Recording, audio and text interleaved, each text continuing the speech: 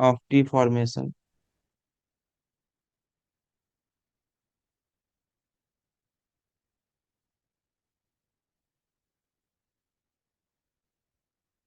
And fifth तुमको बताना है loss in kinetic energy, loss in kinetic energy due to collision.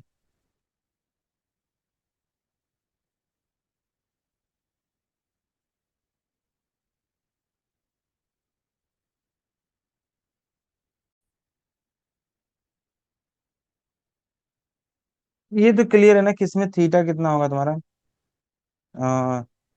30 degree. अगर तुम लिखोगे तो साइन थीटा किसके बराबर हो जाएगा, ये ट्रायंगल देखो,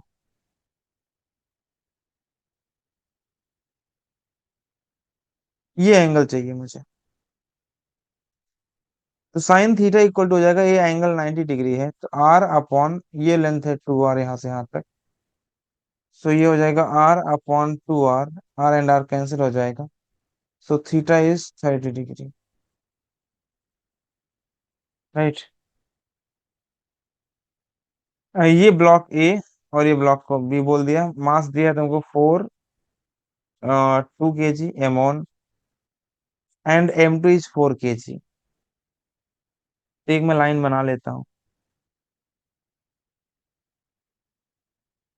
ऐसे।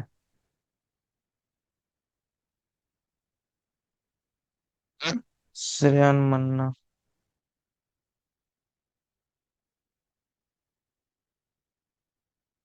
श्रेयन तुम्हारा ठीक नहीं है, इसे सॉल्व करो। ये ब्लॉक ए और ये ब्लॉक बी, ये बिफोर कोलिजन है, आफ्टर कोलिजन मैं यहाँ पे बनाऊंगा। ब्लॉक ए इसको बोल देता हूँ, ब्लॉक बी इसको बोल दूंगा। इसकी वेलोसिटी कितना दिया था तुमको, 4 मीटर पर second, and this angle is 30 degree.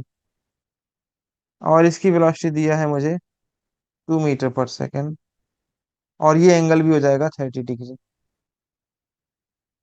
Right है ये। तो मैं फोर के दो कंपोनेंट्स कर सकता, एक तो इस डायरेक्शन में और एक ऐसे इसके परपेंडिकुलर। ये हो जाएगा 4 cos 30। 4 cos 30 का मतलब कितना हो जाएगा, 2√3। और ये हो जाएगा 2 मीटर पर सेकेंड। और यहाँ पर इसका कंपोनेंट हो जाएगा 2 cos 30, मतलब हो गया ये √3 मीटर पर सेकेंड। और एक कंपोनेंट ये होगा जो कि 2 मीटर पर सेकेंड है, 1 मीटर पर सेकेंड हो जाएगा। 2 sin 30, sin 30 1/2 होता है। 2 से 2 कट जाएगा तो ये 1 बचेगा। राइट, इसको लिख देना।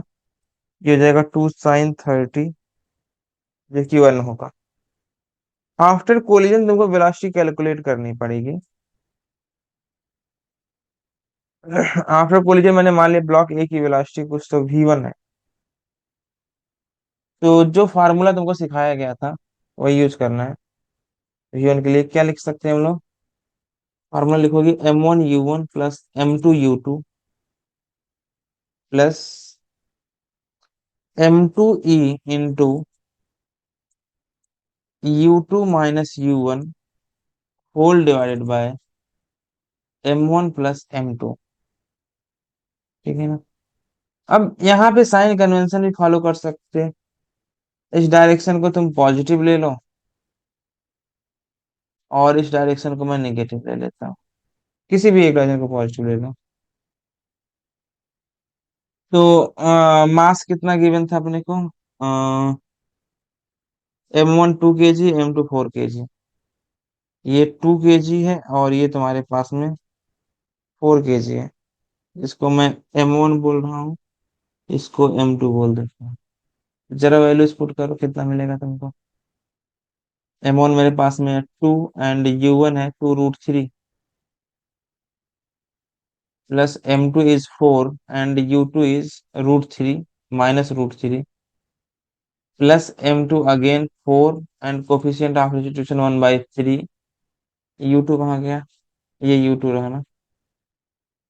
जो कि है -√3, और U1 हो जाएगा 2√3 अपॉन टोटल मास 2 + 4। ये ठीक है। इसको ही सॉल्व किया ना, तो कितना मिला ये, -2/√3 मीटर पर सेकेंड। ये V1 आ जाएगा तुम्हारा। निगेटिव साइन, देख मैंने ये ऊपर की तरफ मार्क किया था, तो जो V1 होगा वो ये होगा, और ये तुम्हारे पास में V1 2/√3 मीटर पर सेकेंड, और इसकी ये वेलोसिटी देख सकते हो तुम, 2 मीटर पर सेकेंड। तो जो नेट होगा ये तुम बोल सकते हो कि ये तुम्हारा नेट होगा। तो V नेट फॉर ए के लिए इसको लिख सकते हो तुम, स्क्वायर रूट ऑफ 2/√3 का स्क्वायर प्लस 2 का स्क्वायर। ठीक है ना। तो ये हो जाएगा 4/3 + 4।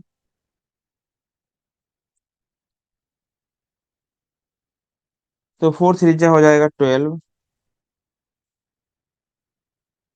अब हो जाएगा 16 अपॉन 3, इतना मीटर पर सेकेंड। ऐसे ही तुम्हें V2 भी निकालना पड़ेगा। V2 के लिए क्या फॉर्मूला होता है, M1U1 + M2U2 plus M1E × U1 - U2 upon total mass M1 + M2। और जब इसको सॉल्व करोगे तो तुमको कितना मिल जाएगा, वैल्यूज पुट करना है सिमिलरली, तो तुम्हें मिल जाएगा 1/√3 मीटर पर सेकेंड आफ्टर द सॉल्विंग। ये पॉजिटिव आ रहा है, तो पॉजिटिव का मतलब कि इस डायरेक्शन में रहा होगा V2, जो कि कितना रहा होगा, 1/√3। ठीक है। एंड अपने पास में यहाँ पर तुम देख सकते हो 1 मीटर पर सेकेंड इस डायरेक्शन में, ऐसे है। तो यहाँ पर अगर नेट वेलोसिटी देखोगे तो ये होगा V नेट, ये बी के लिए, ये ए के लिए था, तो बी के लिए भी नेट वेलोसिटी निकाल सकते हैं।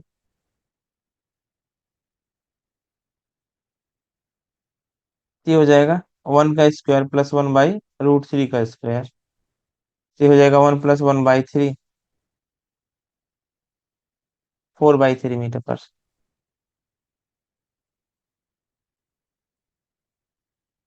बी के लिए पहले इतना नोट कर लो जिसने भी नहीं किया है।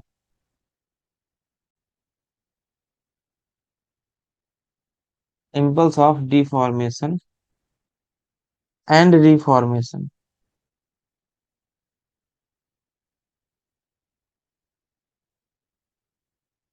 देखो समझो इसको क्या होता है ये। इस पे क्वेश्चंस दिया है मैंने, वो तुमको ही करना है। मैं पहले कॉन्सेप्ट बता दूं कैसे करना है।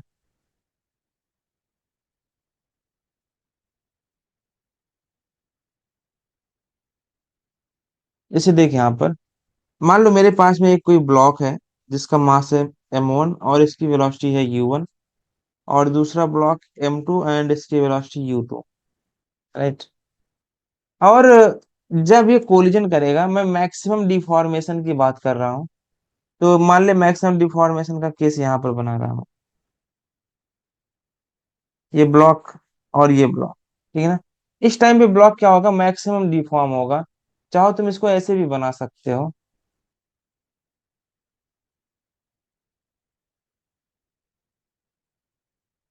ये ब्लॉक, ये पहला वाला ब्लॉक है, दूसरा वाला ब्लॉक, ये मैक्सिमम डिफॉर्म हुआ इस समय। तो जो इम्पल्स, ये मैक्सिमम डिफॉर्मेशन होगा, दोनों की वेलोसिटी क्या सेम होगी उस टाइम पर। अगर इसको तुम ब्लॉक ए बोल रहे हो, इसको ब्लॉक बी, ये मान ले ब्लॉक ए था, ये ब्लॉक बी था, eight the time of maximum deformation, ये मैंने कल भी बताया था, क्या होगा eight the time of maximum deformation, velocity of both block is same. दोनों ब्लॉक की वेलोसिटी क्या हो जाएंगी, सेम हो जाएंगी।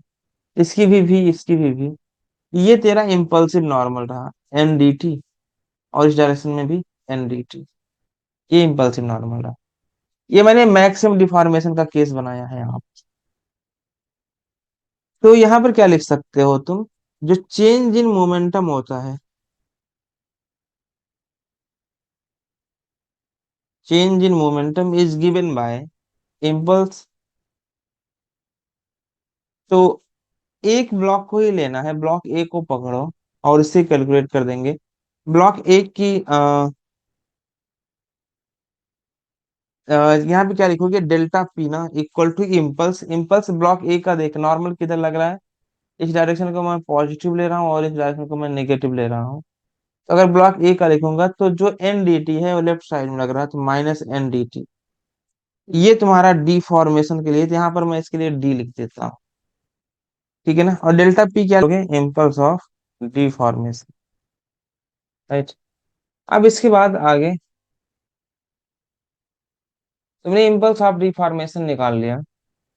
यहाँ पर देखो, अब इसको मैं एज ए इनिशियल कंडीशन मानूंगा और फाइनल कंडीशन आफ्टर। इसके बाद क्या होगा, क्या इसके बाद जो ब्लॉक है ए वाला, M1, इसके बाद इसकी कुछ वेलोसिटी हो जाएगी V1, और ब्लॉक बी की वेलोसिटी मान लिया मैंने V2 हो जाएगा। राइट। आफ्टर कोलिजन, ये फाइनल। तब इसको इनिशियल मानोगे, तो यहाँ पर मैं क्या बोल रहा हूँ, आफ्टर कोलिजन क्या होगा, आफ्टर कोलिजन जो ब्लॉक होंगे वो रिफॉर्म हो जाएंगे, ब्लॉक विल रिफॉर्म।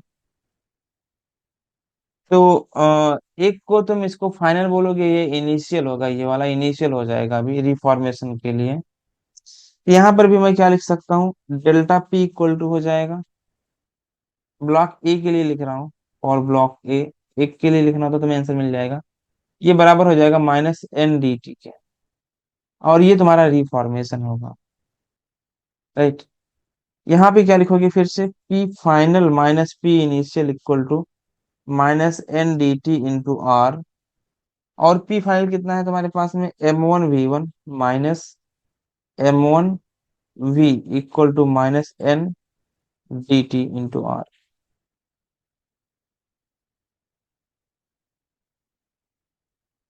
इसको बोलते हैं impulse of reformation.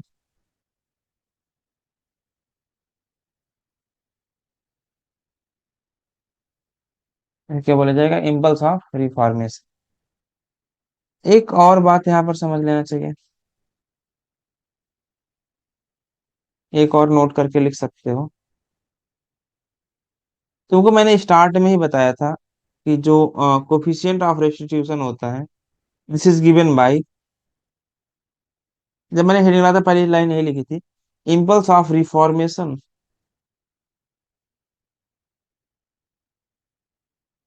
Upon impulse of deformation.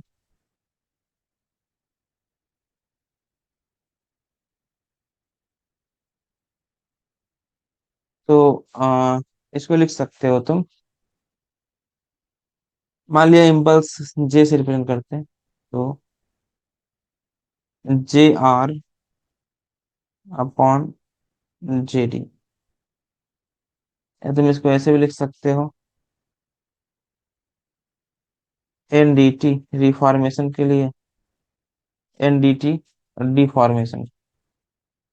अब कोई एक निकाल लोगे तो इस फार्मूले में भी सब्स्टिट्यूट कर सकते हो। राइट। अगर डिफॉर्मेशन निकाल लिया तो रिफॉर्मेशन ई की वैल्यू पता रहेगा, तो वहां से कैलकुलेट कर सकते हो। तो ये दूसरे वाले स्टेप से तुम बच जाओगे। तो यहाँ से मैं बोल सकता हूँ कि अगर मैं इसको फर्दर सॉल्व करूँ, तो मुझे अगर मान ले JR लिखना है तो क्या हो जाएगा, E इंटू JD, ऐसे।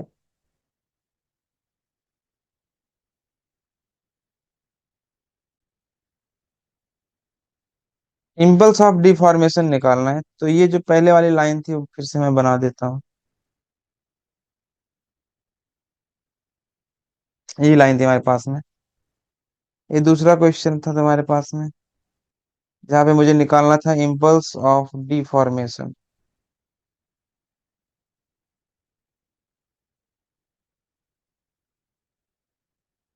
ठीक है ना, तो ये ब्लॉक ए, ये ब्लॉक है बी।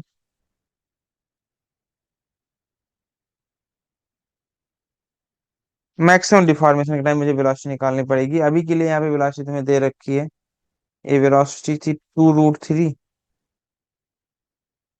एंड ये वेलोसिटी तुमको मिल गई थी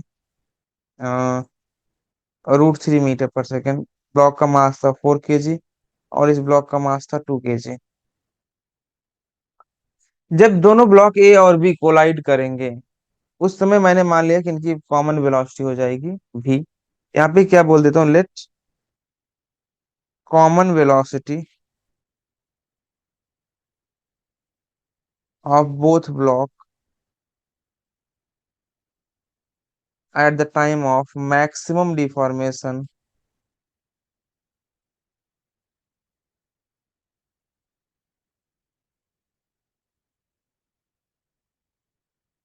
maximum deformation is small v. ठीक है ना। तो ये ब्लॉक ए और ये ब्लॉक बी, ये मैक्सिमम डिफॉर्मेशन की सिचुएशन है। यहाँ पे लिख देना मैक्सिमम डिफॉर्मेशन। ठीक है ना। तो कंजर्व कर लो मोमेंटम बाय मोमेंटम कंजर्वेशन।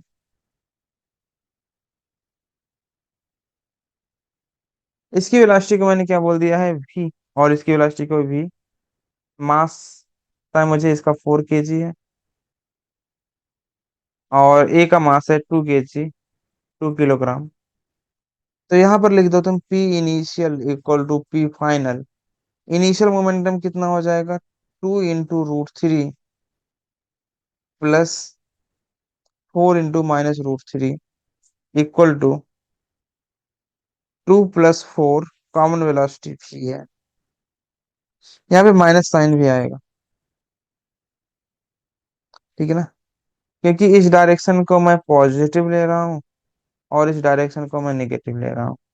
मैंने मान लिया कि जो इम्पल्सिव नॉर्मल लग रहा होगा ब्लॉक ए पर, राइट, वो ऐसे लग रहा होगा ना, NDT। ब्लॉक ए पर ऐसे लग रहा होगा, जो बी लगा रहा होगा।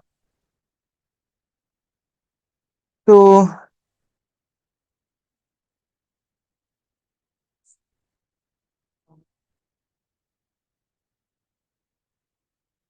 2 × 2 जब 4 हो जाएगा, ये 2√3 होगा।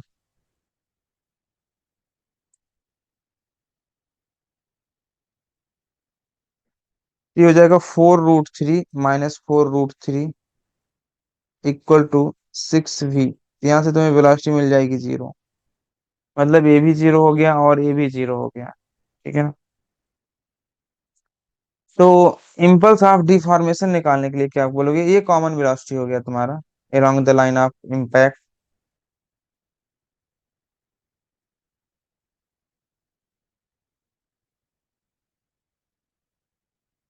Along LOC। यहाँ पर देखो, यहाँ पर मैं क्या लिख सकता हूँ, डेल्टा P इक्वल टू हो जाएगा मेरा -NDT डिफॉर्मेशन के लिए। तो डेल्टा P को लिखा जा सकता है P final -P initial -NDT deformation के लिए।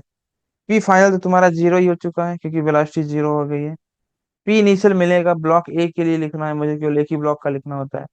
तो P इनिशियल कितना मिल जाएगा, मास है 2 kg, तो 2 × 2√3 -NDT डिफॉर्मेशन। तो यहाँ से तुमको मिल जाएगा NDT 4√3 न्यूटन सेकेंड। ये आंसर होगा, ये डिफॉर्मेशन के लिए। सिमिलरली इम्पल्स ऑफ रिफॉर्मेशन कैसे लिख दोगे, ये तुम्हारा थर्ड क्वेश्चन होगा। इम्पल्स ऑफ रिफॉर्मेशन, तो इसको हम बोल देता हूँ मैं JR। ये हो जाएगा E × JD, यही तुम्हारा JD। E की वैल्यू 1/3 थी, × 4√3।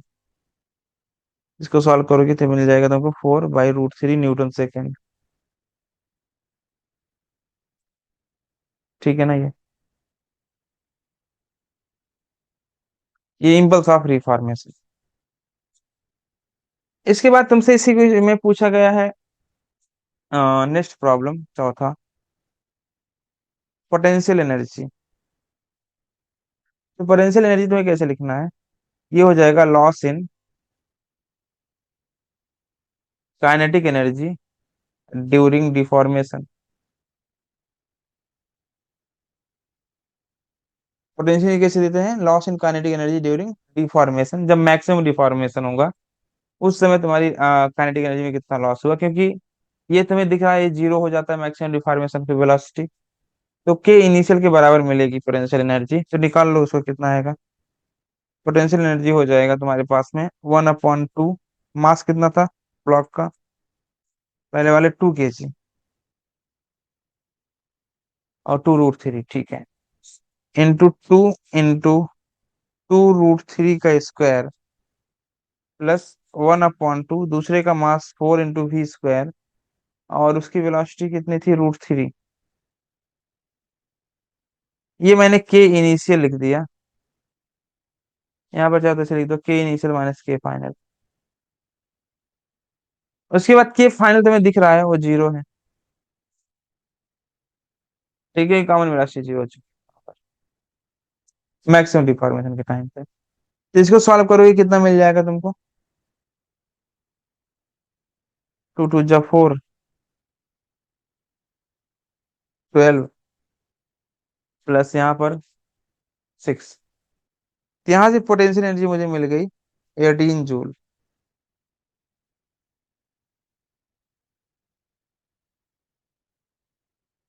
और एक और क्वेश्चन पूछा गया था तुमसे, loss in kinetic energy. Loss in kinetic energy हो जाएगी के इनिशियल माइनस के फाइनल। फाइनली तो ने वेलोसिटी कैलकुलेट कर ली थी, तो उसको जल्दी से निकाल के बताओ मुझे कितना आएगा, या मैं ही निकाल दूं। लॉस इन के ई, ये देखिए तो फिर से लिखना पड़ेगा इतना टर्म, ठीक है ना। और जो फाइनल होगा वहां पे जो फाइनल वेलोसिटी थी हमारे पास में वो कितनी आई थी, ये लेना पड़ेगा, 2/√3 v1 आया था और v2 1/√3। ठीक है, तो यहाँ पर मैं क्या लिख सकता हूँ,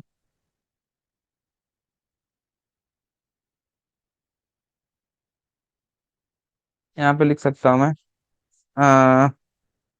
के इनिशियल जो होगा 1/2 इंटू 2√3 का स्क्वायर प्लस 1/2 इंटू 4 और मल्टीप्लाइड बाई √3 का स्क्वायर, ये तुम्हारा के इनिशियल हो गया। माइनस के फाइनल को लिख सकते हो तुम 1/2 इंटू 2, और वेलोसिटी कितना मिला था वहां पे 2/√3 का स्क्वायर प्लस 1/2 इंटू 4 इंटू 1/√3 का स्क्वायर। इसको अभी मैंने सॉल्व किया था 18 आया था, और इसको भी तुम सॉल्व कर सकते हो, 2 2 जा 4 हो जाएगा, तो 4/3 plus 2/3,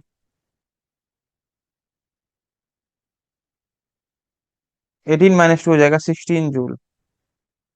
this is the loss in kinetic energy, ठीक है ना। तो ये क्वेश्चन था तुम्हारा।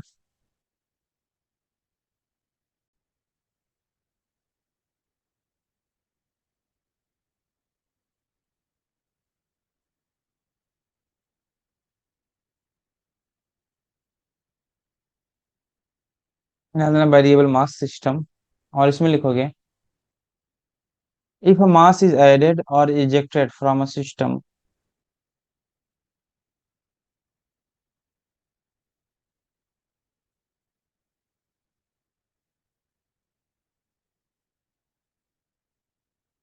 is added or ejected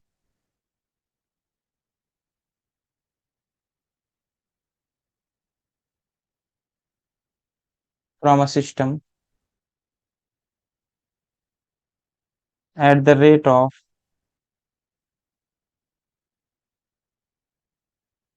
mu KG पर सेकेंड। ठीक है ना। म्यू तुम्हारा क्या है? मास। मतलब 1 सेकेंड में कितना मास तुम ऐड कर रहे हो, म्यू बताएगा।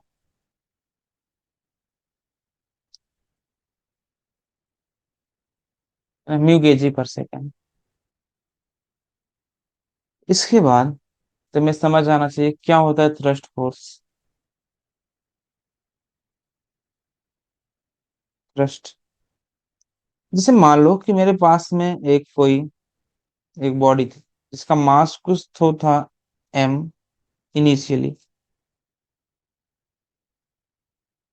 और इसकी रफ्तार वी नॉट।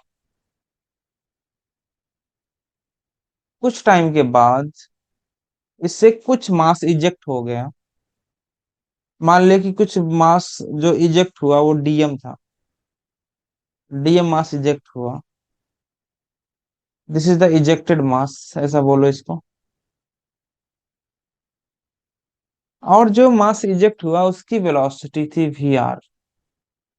इसकी वेलोसिटी कितनी थी? V are. तो यहाँ पर वी आर के बारे में पहले समझ लो क्या है। वी आर है वेलोसिटी ऑफ डीएम मास,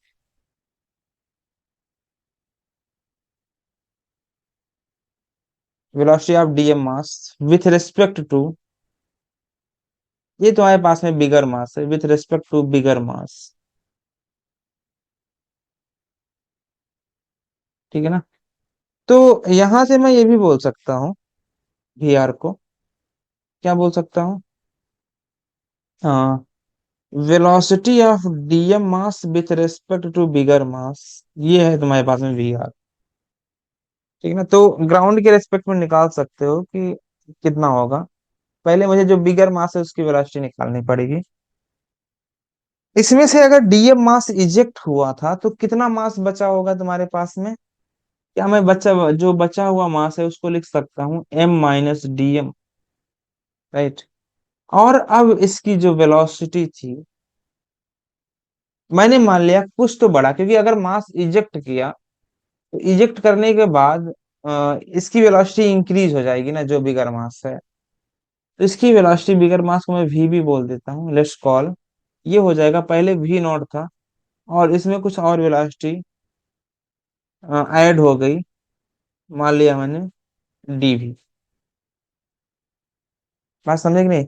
जब वेलोसिटी जब मास इजेक्ट करेगा तो जो यहाँ पे जो बिगर मास होगा उसकी वेलोसिटी बढ़ जाएगी।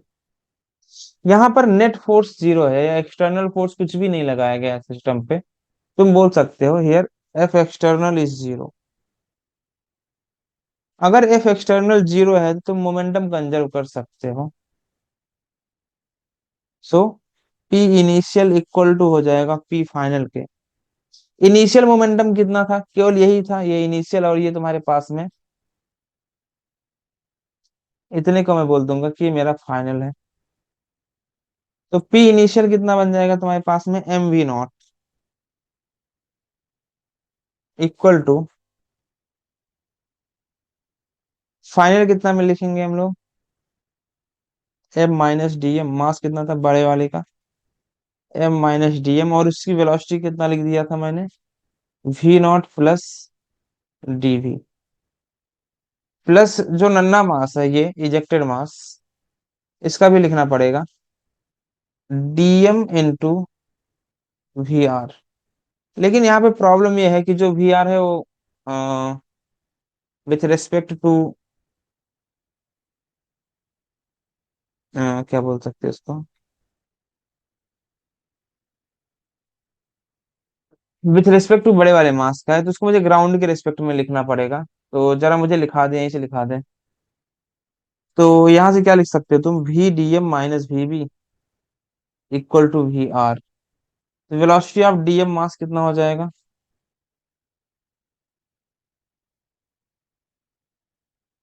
यहाँ पे बेटर है ना किसी को वी आर ना लिखा, कि वी आर लिख नहीं सकते हो तो उसको वी डी एम ही लिखो तो ज्यादा बेटर है। तो मुझे वी डी एम चाहिए।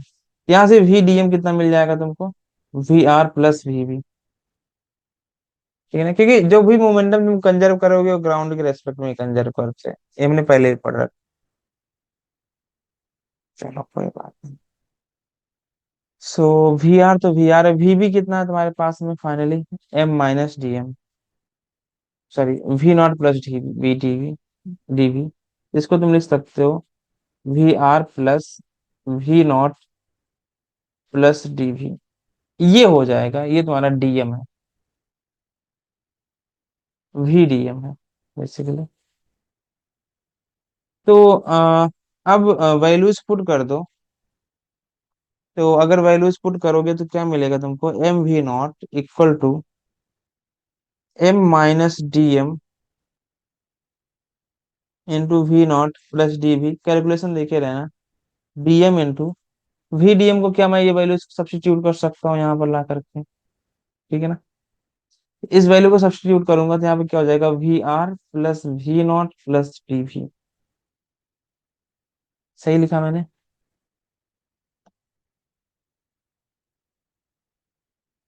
एक बार चेक कर लो, ठीक है ना सब। चलो फिर आगे बढ़ते, एम वी नॉट इक्वल हो जाएगा, मल्टीप्लाई कर देता हूँ मैं, ये हो जाएगा एम वी नॉट और प्लस एम डी वी, और इसका इसमें मल्टीप्लाई करोगे तो हो जाएगा v naught into d m, और फिर इसका इसमें मल्टीप्लाई करोगे तो हो जाएगा d m into d v plus v r into d m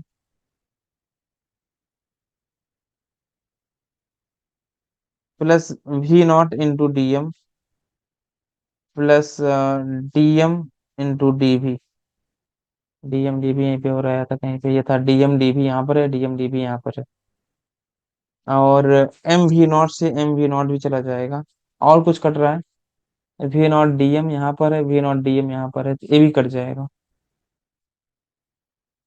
ठीक है। क्या बचा, कुछ बचे नहीं, एम डी भी बचा, तो जीरो इक्वल टू हो जाएगा एम डी भी, और यहाँ पे क्या बचा है तुम्हारे पास में, v R D m plus v r into d m, ये बचा है तुम्हारे पास में इतना डेटा, ठीक है ना। तो यहां से मैं क्या लिख सकता हूँ, m d v equal to minus times v r into d M,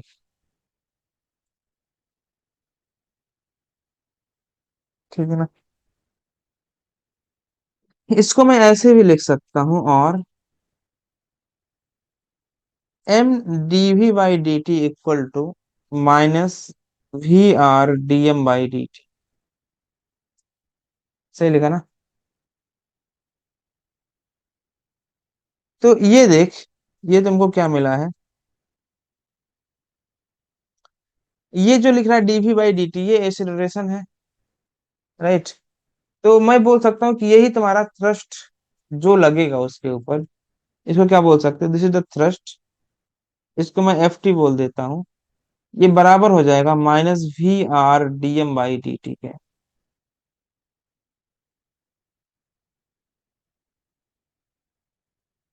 this is the thrust force on bigger मास।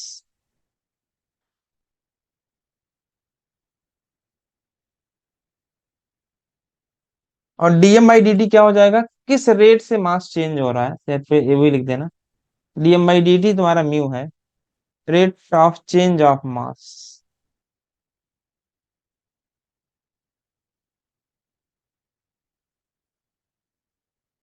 इसको ही म्यू बोला गया है।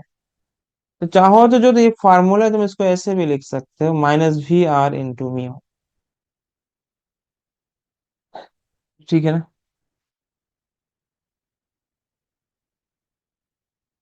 ये तुम्हारे पास में थ्रस्ट फोर्स, अगर मैग्नीट्यूड वाइज देखोगे तो नेगेटिव साइन हट जाएगा, ये नोट करो, फिर मैं कुछ पॉइंट्स लिखाता हूँ।